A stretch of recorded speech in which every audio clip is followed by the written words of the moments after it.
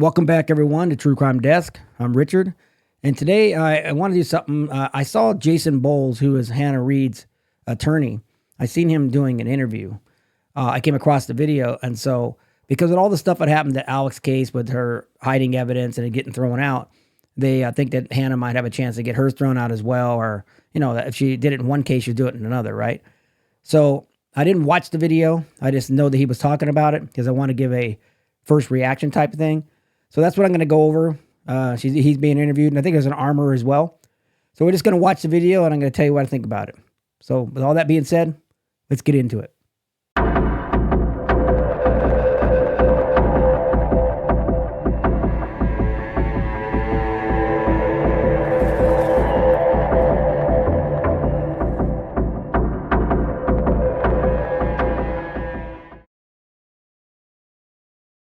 I spoke with Jason Bowles, the lawyer for Hannah Gutierrez Reed, and armorer Dutch Merrick following the Baldwin decision. Jason, I've never seen anything like this. I haven't either in 30 years of doing this job. The judge did the absolute right thing, following the law and dismissing with prejudice when the state committed a pattern of misconduct that she found today, intentional misconduct. It was absolutely shocking that they moved the rounds into another case and another case number and then didn't turn them over to Baldwin's team. Absolutely shocking. Yep, I agree 100%. As we said in the other videos, and I think everybody's in agreement, did the right thing. They had no choice. What they did was not only unfair, but it was actually it was shameful for the prosecution to do that. So if she hid evidence or did this, even if this evidence was after her trial or whatever, it still shows a pattern. So they have to definitely go back and look at it, at least look at it and see if there's anything else, in my opinion. So let's move on. Dutch Merrick is here as well. He's a prop safety expert and an armorer. Dutch, your thoughts? Because Carrie Morrissey said that she visually looked at these on a photograph, and she made the determination that they weren't related. So your thoughts on that as somebody who deals with this type of thing, is that enough to look at a photograph? Obviously the judge said no, but it seems very weird to me that she would just make this decision instead of just saying, yeah, turn it over to them. Yeah, I think it's pretty obvious to everybody, even in layman's, is that that's not her responsibility. It's not her opinion, or it's up to her to turn everything in, and then they decide that, not her. That's the way it's supposed to work. Well, that's the same Carrie Morrissey that had rounds sent to the FBI to be taken apart and measured and examined at the granular level to see if they match other rounds and match the gun and all this sort of stuff. So how can you then just dismiss on a photograph from a phone that those don't look enough like this? The guy who presented those other rounds to the sheriff's department is a judge. He's a judge. He's a retired law enforcement and a judge, and he's telling you that these are relevant to the case, and she decides to dismiss that. And the detective herself had said, oh, she was chasing down those rounds for quite a while and really wanted to get a hold of this guy, Troy Teskey, and couldn't get a hold of him. And then he shows up in their lap, and they don't do anything about it. And when they do accept the rounds, they get shuffled off into a separate file. I mean, all of that smells of, hey, this doesn't support my case against Alec Baldwin or Hannah Gutierrez Reed, so we're just going to accept these and not say anything about them.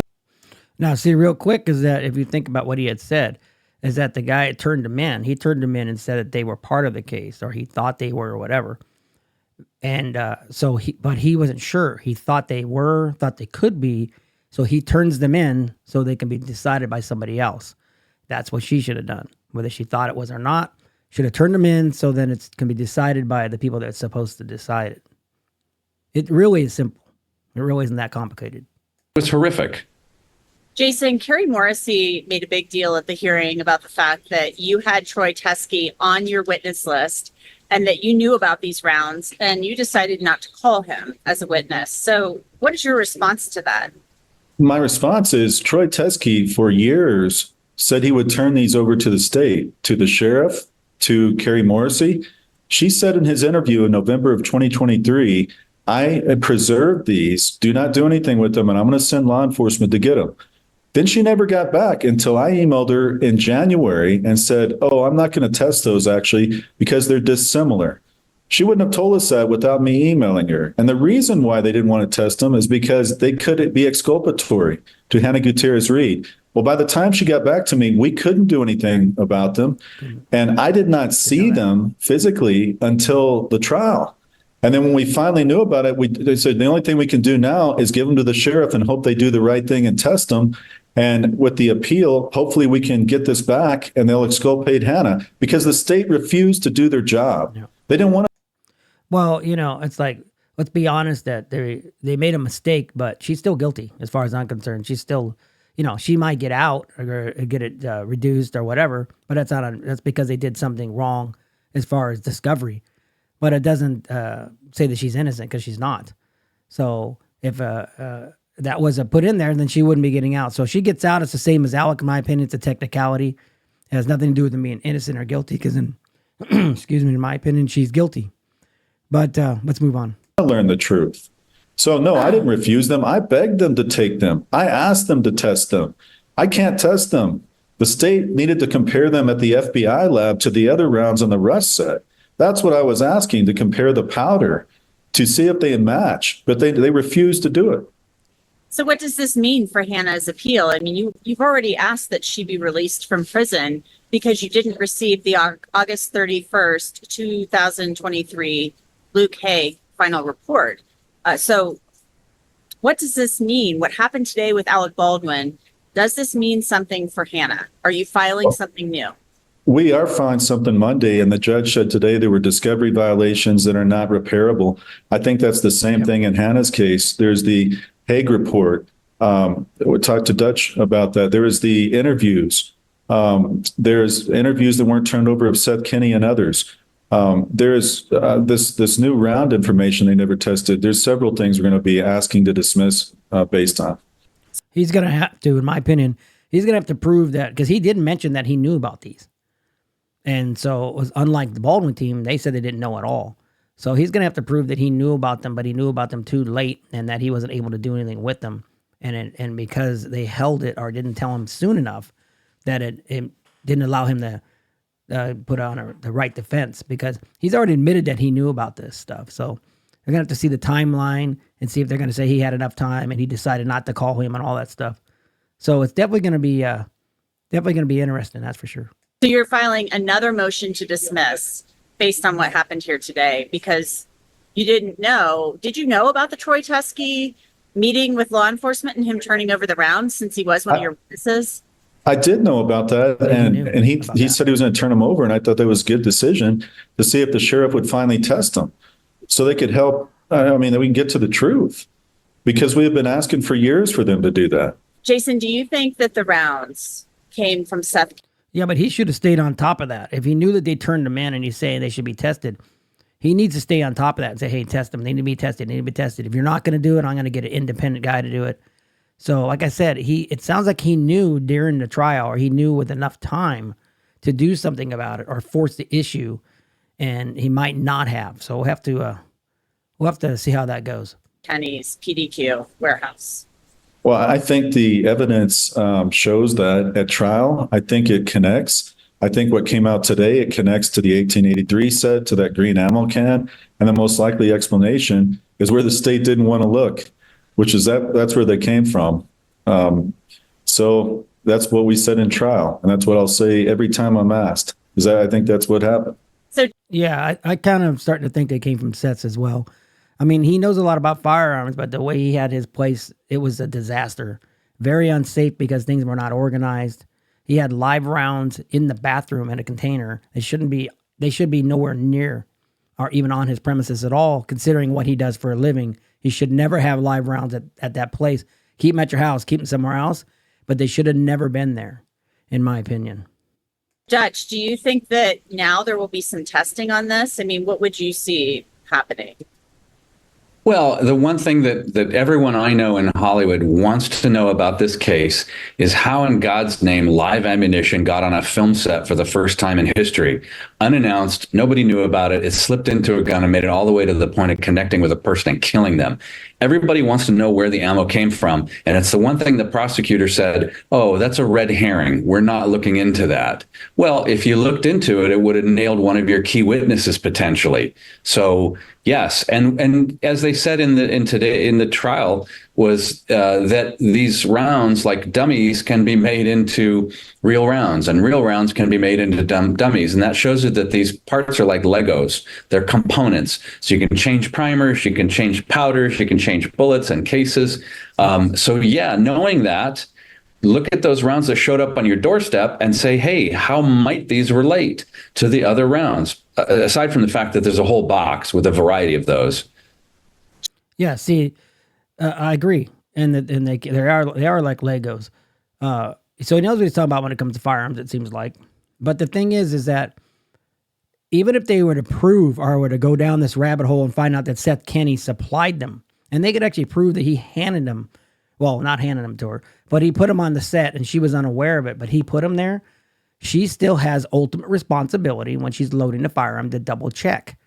And she would have double checked, it wouldn't happen. Of course, you can get him for lying, get him for putting it there on, not being professional or making a mistake and putting it there. He could have been charged as well, in other words. So that's all well and good, but that doesn't take her responsibility away because she needs to double check so that never happens. And she didn't. Jason, Erlinda Johnson, we learned during this hearing, resigned. I saw her in the ladies' room after the lunch break, and she was in there and then she was gone. Carrie Morrissey said she resigned because she didn't want to have a public hearing. Your reaction to that? I've known Erlinda Johnson a long time. She's a very ethical attorney. She's a very good attorney. And I don't know her reasons for resigning, but I imagine it had to do with what we saw unfold. And I don't think Erlinda Johnson had anything to do with it or knew anything about it. That's what I would suspect, knowing her. Yeah, she didn't want to be any part of it. She knew what was going on. She wanted to be thrown out. They wouldn't listen to her. Says, hey, this is wrong, and I want no part of this. That's what you call integrity. It's the kind of person you want working for you, the kind of person you want representing you. And she makes herself look good, but that's what you're supposed to do. That's class, integrity. That's A+ right there, in my opinion. Her character. Have you spoken to Hannah since this news broke? I mean, she should be able to use the phone at the prison, obviously. Yes, I've let her know we're going to be filing those motions. And, I think based on the judge's ruling today, I really hope and pray for the best and for these motions to be heard quickly. Are you able to relay anything that Hannah said to you, to us? I'm sorry, and I can't relay things that Hannah said. Those are privileged. But she's hopeful based on what happened today that. Yes, she is hopeful. Yeah, so she's hopeful she's going to get out because of this misconduct, but she's still guilty. So she still did it. What she did was wrong. She still should serve time. But if you don't follow the rules, then, so she's hopeful she can get out of the technicality. She does. It's not that she's innocent by any means. But like I said, that's just my opinion. And might I offer something about an opinion about this case? Of course.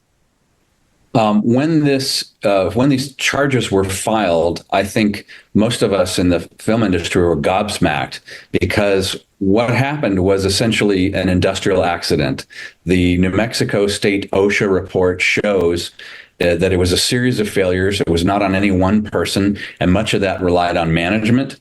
And when we look at the Brandon Lee incident, it was similar. There was a chain of events. It was not one person's failing. It was several failings all combined, and they ruled it an accident, and nobody went to jail for that. But we learned a lot in the wake of that.